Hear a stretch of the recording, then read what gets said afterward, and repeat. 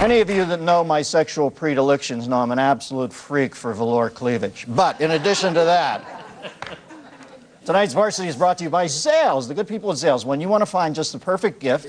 Oh, are you shooting it? Because I'm moving it and it's not moving. It helps to know people who know diamonds. And this Zales 1-carat baguette, I said, settle down, and round diamond heart, and it could just be the one. From Zales, the diamond store. Now it's time to meet the Varsity panel, ladies and gentlemen. First up, now I chatted this gentleman up over the holidays. I was at a party with him one night. I found him so interesting. I asked him to come on the show. He's the director of a dozen blockbuster movies, including While You Were Sleeping, which I believe made Sandra Bullock a star, and the new Nicolas Cage, Jerry Bruckheimer flick, National Treasure at 166, counting Johnny Turteltaub. Turtles.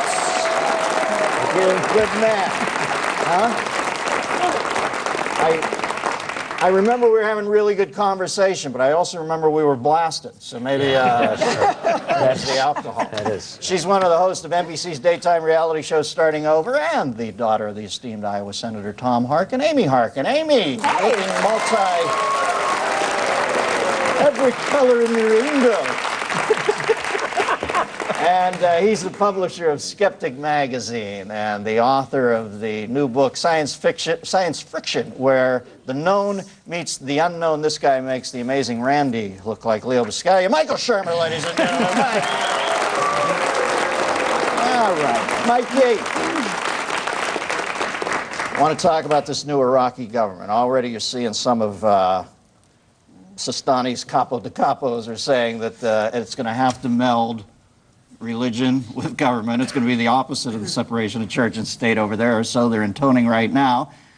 And if that puts us in theocracyville, and if indeed we are going to let them lead their own lives, then it gets us, aren't we back to square one? I think so.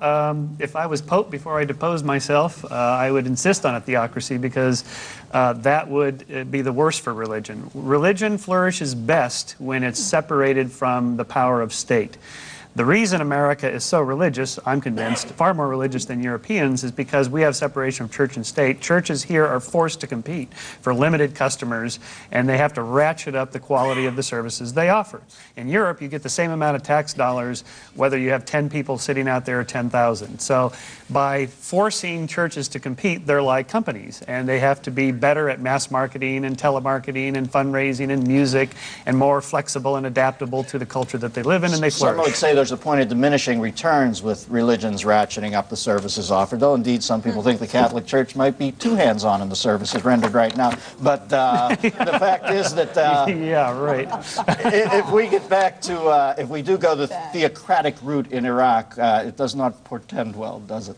I would say not. I mean, obviously, you know, Bush has declared, you know, we're trying to create democracy in the neighborhood of the Middle East, and I mean, to go to theocracy, where are we with his goal? How do you feel, Amy, since, you know, I know that you're not a direct dead ringer for your father, ideologically speaking, but I assume that some people on that side of it are, did not seem to enjoy the elections as much as I did. Did the elections in Iraq make you feel as good as they made me feel?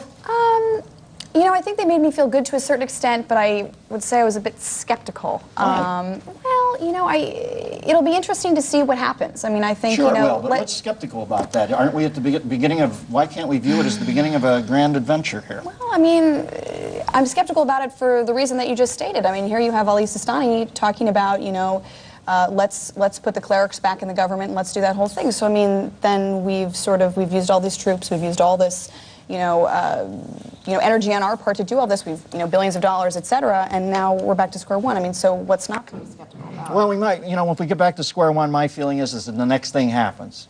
You know what I mean? We've started the pebble down the hill, and quite frankly, I don't know what it portends. It might not be solved for 50 to 100 years, but we've at least started the ball rolling. Turts, I want to talk to you about, I've been reading a lot in Variety and stuff like that looks like Hollywood, while it is a direct aversion to the war, now that there might be a shekel or dinar to be made, is going to jump hip deep into the war and start covering the battle in Fallujah. I think Harrison Ford's in a project, right? I've heard the same thing, and look, nobody wants to see Fallujah movies more than I do. I mean, that's just a ripe genre there.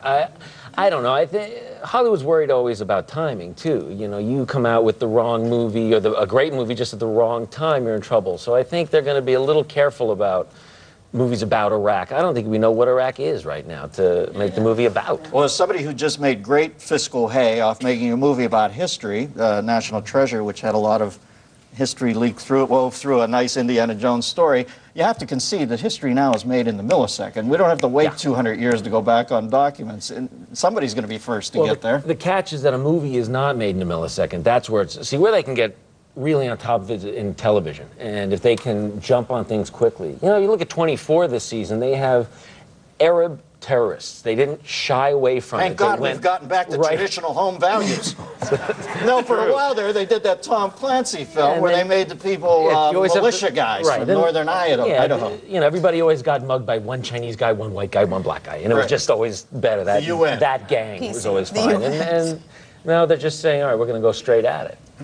Let me ask you real quick before we go to commercial, because you have an eye for the aesthetic. Which Super Bowl ad did you dig yesterday? Did you like any of them, or you don't want? You know what, I tell you, as a cultured person, I really thought the chimps with the whoopee cushion was the one that really... Amen to that. You can never go wrong with a chimp. You know that. A fart joke on national TV is always solid. Exactly. All right. We will be right back. We're going to talk about Sherms. What do you want to talk about? Evolution here, my friend. Oh, my favorite subject. All right. We'll be back to see if we can get upright on that subject right after this.